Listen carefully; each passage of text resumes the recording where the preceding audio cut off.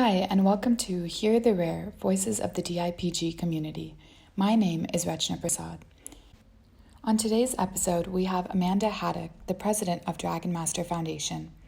Amanda was named a White House Champion of Change for Precision Medicine because of her work with Dragon Master Foundation. Amanda serves as the foundation liaison for the Children's Brain Tumor Tissue Consortium Scientific Committee and an advisor to the Duke Glioblastoma Drug Discovery Group. She has also been in working groups for the Beau Cancer Moonshot, the Gabriella Miller Kids First Data Resource Center, and the National Cancer Advisory Board NCAB Data Science Working Group. Amanda spent 11 years of her working career in the nonprofit sector and spent the last 9 years working in the technology industry. Thank you, Amanda, for taking the time out of your busy day to talk to me today. I always enjoy our conversations together. So here is episode number 5 with Amanda Haddock. Can you introduce yourself in the sense of how you got introduced to the pediatric brain tumor world, and then also how you came to create your foundation with the specific mission that you've chosen? Sure. So I think like most families, we came to this rather suddenly and out of the blue. My son David was 16, and we had just had probably the most amazing summer ever, which I'm super thankful for now looking back.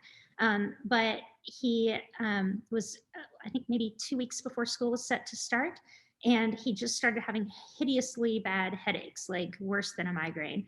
And his dad had taken him to the emergency room because of the headache, and they sent him home with Tylenol 3. And then the next day he had an even worse headache. And so that ended up with him being rushed to a different ER at a bigger hospital where they definitely said that he had a mass on his brain, but he was also having some bleeding into the ventricles, and that was what was causing the headache. So all of a sudden we were thrust not only to brain tumor world, but we need to have an emergency surgery, and then wait, no, we can't have an emergency surgery. And so just a lot of things being thrown at us very, very fast within, about 48 hours of his first, I have a headache kind of conversation. So it was sudden, and David was the first person in my family to have cancer. So I didn't really know anything at all about it, other than it seemed like we were curing a lot of cancers, and you hear a lot in the media about having a positive attitude. And I thought, well, I've literally never met anyone more positive than David, and so we got this, no problem. Which was probably a little optimistic. And then we got the tumor name, and the doctor was like, don't Google this. And of course, that's what everyone does. So we Googled it. It was, David actually had glioblastoma, which is different than I know most of your guests are talking about DIPG. They're both high-grade gliomas. They're both in a category that's now being called midline gliomas, and they're very aggressive. David's doctor gave him 10 to 12 months to live. So from that timeline, you can tell it's very similar to a DIPG. And where his was located, it was kind of low in the thalamus, which is just above the brainstem. So we were experiencing, not the same for sure, but a lot of similarities with him, and treatments and things like that.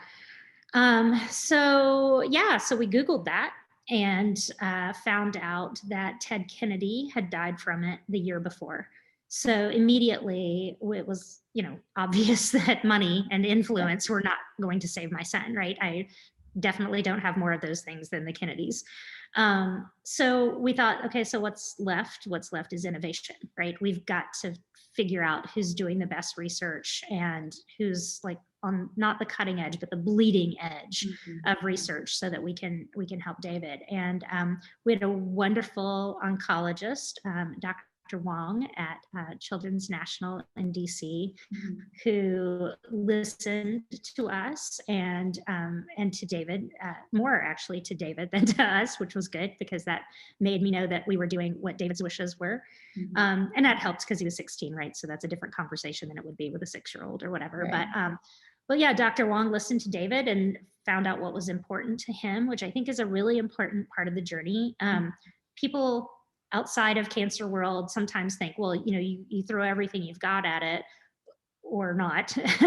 and each journey is really very different, right? Like a family's priorities are going to be different than the next family's priorities. And so for David, he was very interested in research. He was very interested in the science side of things and really wanted to help the researchers make new discoveries. So Dr. Wong helped us find a good clinical trial to go on. And we feel like that extended David's life by several months, and not just extended his life, but really good quality time. It was important to David to continue going to school. So he was able to do that. He was able to drive most of that time. Like, it was for him very good quality of life. For me, I would have wanted to like travel the world and do not school, but he was his own person, and that was what he chose to do. So I mean, as far as his treatment went, it was as good as it could have been at the time. He was diagnosed in 2010, and he passed away in 2012. So about 20 months after diagnosis, which is quite a bit longer than they said he would survive. So we were very happy. And I mean, just like, not happy, obviously, that he passed away, but that we got him for almost twice as much time as they said that we would. And David was very happy that he was able to help researchers during that time. And David, his only concern the entire time was, how do we help other people? And we had a visit when he was in the hospital. We had this great visit from Jose Andres, who's a chef in the DC area and internationally known. And he came to the hospital, and like, one of the first things David said to him was, I want you to meet this kid down the hall. And we're like, oh my gosh, you've got like this amazing chef visiting you. And David wanted to be a chef, so it was very significant to him, but he couldn't wait to introduce him to the kid down the hall, because he knew it would really make that kid's day, right? And it was always about somebody else. It was never about him. So it was very natural for us when David passed away to donate his tumor and tissue to research, but also to stay involved with that community, because he was concerned about, how things would progress. And because we were talking to so many researchers from such an early time, I think that's kind of how we latched onto this data thing. And I harassed Dr. Wong a lot because he was still carrying a pager. And this was 2010, right? And I'm like, why? Why? Like, I want the most cutting edge things for my son, and you have a pager on your belt. Like, help me understand that this is a good thing. And so we had a lot of discussions about technology and what tools they were using and how they were using them. And while he still insisted that the pager was an okay thing, we could see where the gaps were. And just like you, I think, are really good at seeing gaps and filling them. We talked about that before. We saw this as one little niche that we're like, we know something about this. We know a lot about technology.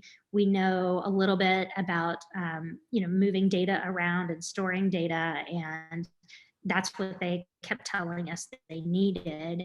They said, we don't know enough about the disease. We don't have enough tissue. We don't have enough genome sequences or RNA-seqs or any of those things, right? They just didn't have any data, not any, but enough data.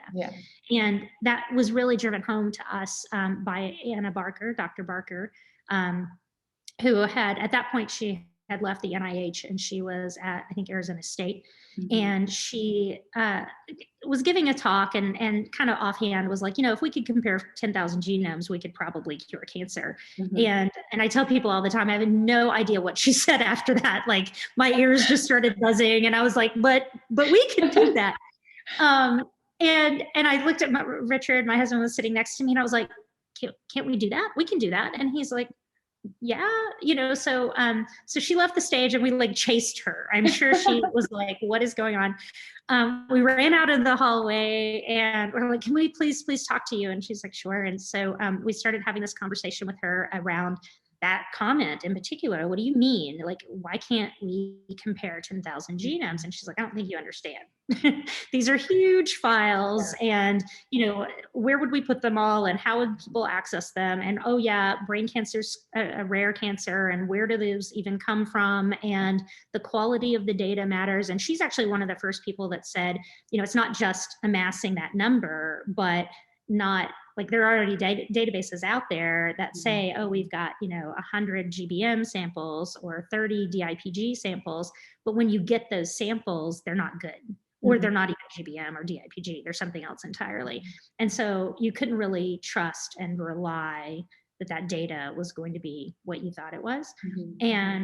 And we thought, oh, well, there's standards, right? Like there's things, this is our jam, we know how to do these things. And so she gave us the equivalent of a pat on the head and went, good job, like, sure, do that. And the first couple of years, like we couldn't convince anybody that could be done, right? Like, I think people thought like some degree or whatever, but like you can't do all of the things for all of the people. Right. It's impossible. And we never let go of that hope that we could do all of the things for all of the people. And so even though we had been volunteering for other foundations, and I've worked for a nonprofit before, I really did not want to start a nonprofit. That was not the goal at all.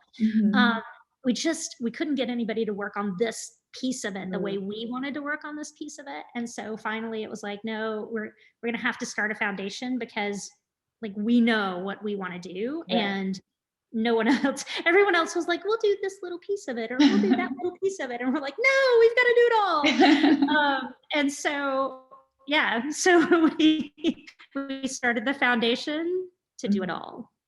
That's amazing. I love this entire story. But it was also, it's just when you started off and you said you had a really good summer right before David was diagnosed, I had such a similar experience with my family as well. I just thought it was really interesting because we ended up traveling to like India and Canada that summer, and all of these big travel plans too, like right before my brother's diagnosis. And he also went through the same thing where he was like, oh, I like want to help people the entire time. And it's really interesting to see the commonalities, I think, between people's stories. Yeah. I've thought that before, because I've heard pieces of your brother's story, and he seems like such a sweet kid and so wise beyond his years. And when they're an old soul, they're always an old soul, right? Like David was like that his entire life. And the cancer diagnosis really like brought that to light and made other people see it too. But we always knew that he was like that. Yeah, definitely. I totally agree. Yeah. So then I think you mentioned this a little bit while you were talking about your foundation, because David didn't have DIPG specifically, but and I know that your foundation also doesn't focus on DIPG specifically, but can you talk a little bit about how DIPG and DMGs overlap, and how the research also overlaps in this field? Yeah, and actually like a little bit of backstory there too, because I think that there's a natural progression that families go through with that. And some do and some don't. It just kind of depends on like what your passion is, I guess. But for us, when we started helping like with other foundations, all I wanted to do was get rid of GBM. Like it was taking my baby and I was going to take it, right? Right. And somewhere along the line, it became obvious that we don't know anything about GBM. Like we know a little tiny bit. But especially when David was diagnosed, like they weren't really doing they had like a molecular test they were running, right? Like there weren't these 700 gene panels and all of those things weren't happening, which is amazing when you think that was 10 years ago, right? We've come so far in 10 years, but we didn't understand the disease at all. And so if we didn't understand the disease, to me, like as we got into it, I was like, well, how do we know that it's not the same? How do we know, and we would have these conversations very early on, because David, he was 16, he was post-pubescent, if you will. And we have these arbitrary lines drawn around what's a kid and what's an adult. And the AYA space is really interesting to me, the adolescent and young adult space. And with GBM, because they do have that in pediatrics and in adults, and they kind of treat it a little differently, right? And I'm like, well, which one is David? Yeah. And they would go, well, and I'm like, but how do you know that? Like I wanted answers that they couldn't comfortably give because they didn't really know. And so, there was a question of like, do we treat him as an adult? Do we treat him as a kid? He's 6 feet tall. He's, but he's in a pediatric hospital, which, by the way, I totally advocate for, because I think pediatric hospitals are the way to go if that's a possibility. I just turned 50 this year. If I could go to a pediatric hospital, I'd be like, yes, please. I don't care if they know what they're doing about my condition. I just want to be at the pediatric hospital. They're so much nicer. But yeah, so we started with this, GBM must go away mentality. And then the more we learned, the less that's still obviously hugely important, but the less that seemed like the sole objective, because there was so much that we didn't know about GBM that it felt very, I don't know the right word. It seemed like we needed to learn more about other types of brain cancer to further inform what we thought we knew about GBM.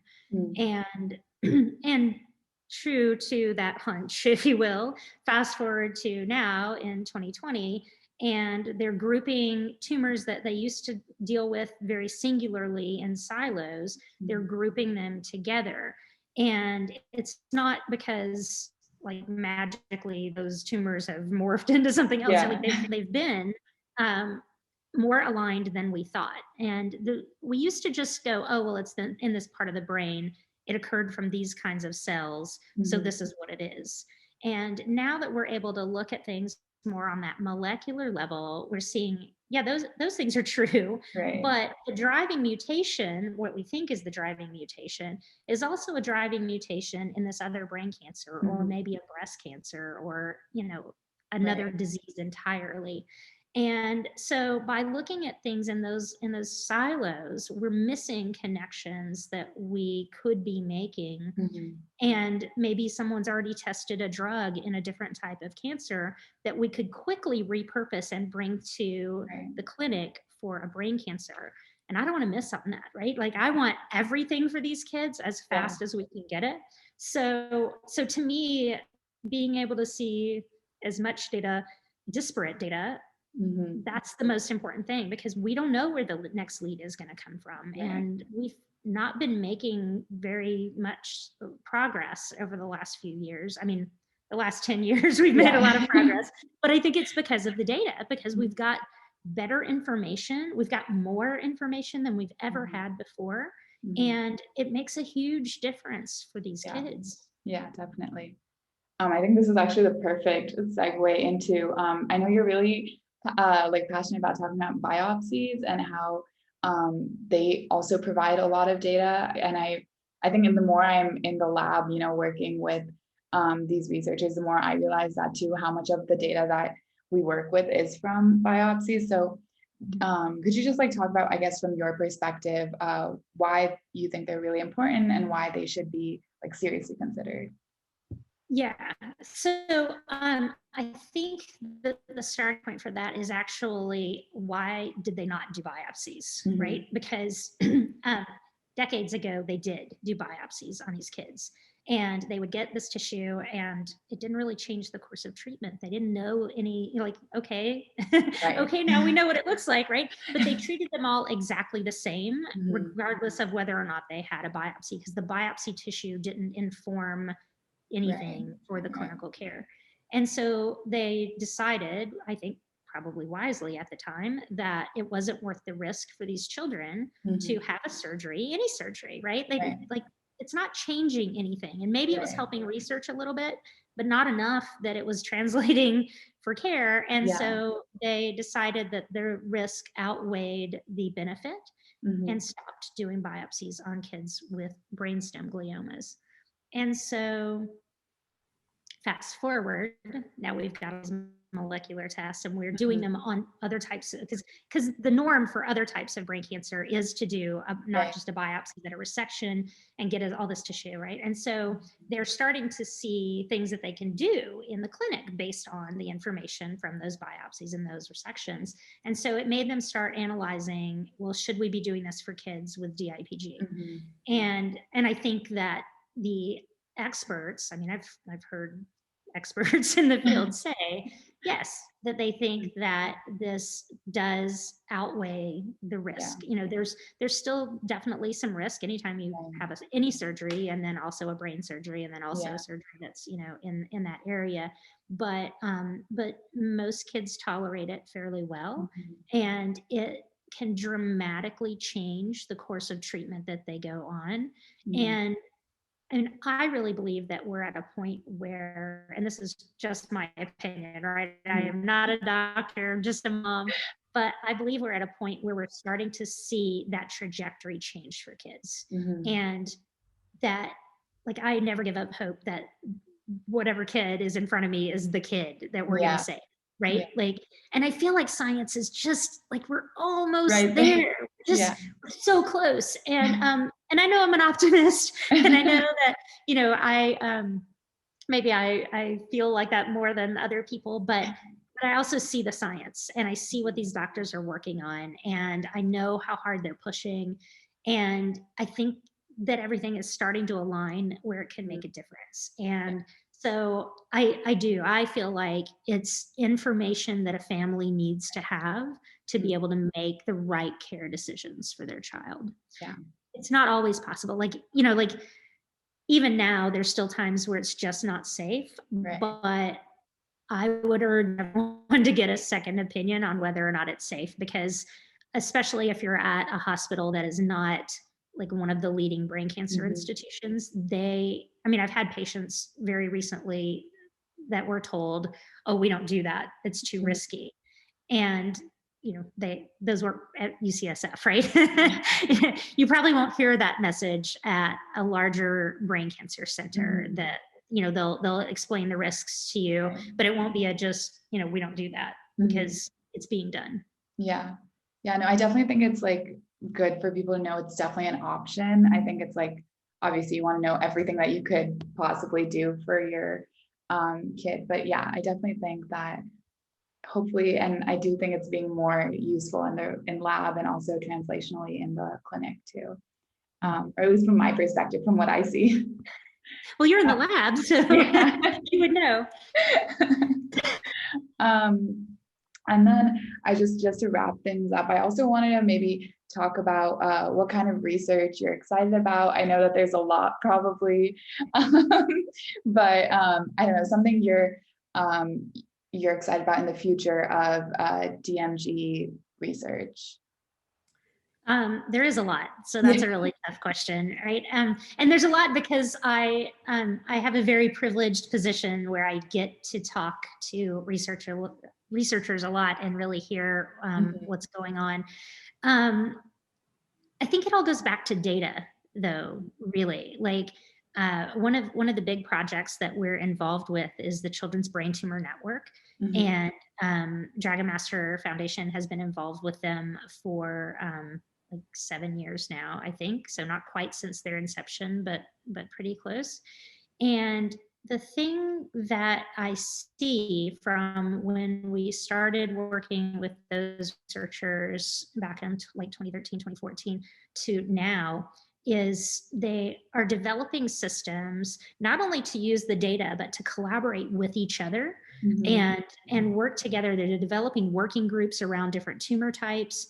And really helping each other, you know, when it comes to designing a clinical trial and even deciding what needs to go to clinical trial and all of those kinds of things. It's in the past, it's been a more singular experience. I think that, you know, a doctor would develop a clinical trial, maybe get some input from other people at his institution or her institution, and now they're able to reach out globally, quickly, and also like having that data means that they're not just starting at ground zero, right? So you have a hunch. You can look at data that's already there, right? And let's say, not a scientist, but let's just say that they think that there's a mutation that's very prevalent in DIPG tumors. Well, you don't have to guess at that, and you don't have to build a new patient population to study that, because we've already got all of this retrospective data that they can just go in and look and go, oh, well, my 3 patients have it, but it turns out that's pretty rare and none of the other ones have it, whatever. So having that data already there that they can start from and then build their hypothesis in a smarter way, to me, right? You're not guessing so much. You've got data to start with. I think that's really exciting. And the other thing that I think is really exciting is that they are so mindful. The researchers that I'm privileged enough to hear from, they're so mindful not only of the fact that we need to find cures for these kids, but also that along the way, we need to make these treatments as safe as possible and as tolerable as possible, right? One researcher in particular who's working on a really cutting edge treatment, has like hardly any side effects so far, right? And people are excited about it. He was worried that it was 5 pills that the kid had to swallow. And, in the grand scheme of things, when you're thinking like brain surgery and radiation and all of this stuff, that is scary and, hard to get through. And he's got this thing that, it doesn't cause a lot of side effects. It doesn't have all these problems. And he's worried about a kid needing to swallow 5 pills, right? Which as an adult, you're like, no big deal, right? But when you're 4, swallowing 5 pills is a big deal. And I'm getting like chills just thinking about it. I love so much that their heart is in the right place. And in pediatric brain cancer research and in pediatric brain cancer treatments, they're just the best people. And I think the thing that excites me most is how, as brilliant as they are and as accomplished as they are, that they are willing to just leave their egos behind them and say, how do we help this child? And what is the thing that will make the biggest difference for this child? And they do it for every child every day. And like, first of all, that's just exhausting. like it's exhausting just to think about, but to do and to sit, in front of these people. And even if they're in a lab and not in front of the people, it's real to them. And it makes me super passionate about supporting the research, because I have no doubt that I'm only working half as hard as they are. And I put in, a 60-hour week every week working on this stuff, and it's nothing compared to them. So, but it's exciting because everyone's working so hard for the same goals. And I think we're going to get there. I definitely think we're going to get there in my lifetime. But I think soon, right? I think we could get there soon. We just need to keep funding the right research and keep moving things forward. Yeah, definitely. I definitely agree with that. I think that quality of life is becoming like such a bigger part of the conversation. And I think that's really exciting. And it's like really great that they're so mindful of that, not just like, oh, like, how do we cure it? But like, how do we cure it and let this child have the best life that they can have? Like, I think that's like, really exciting, like you said.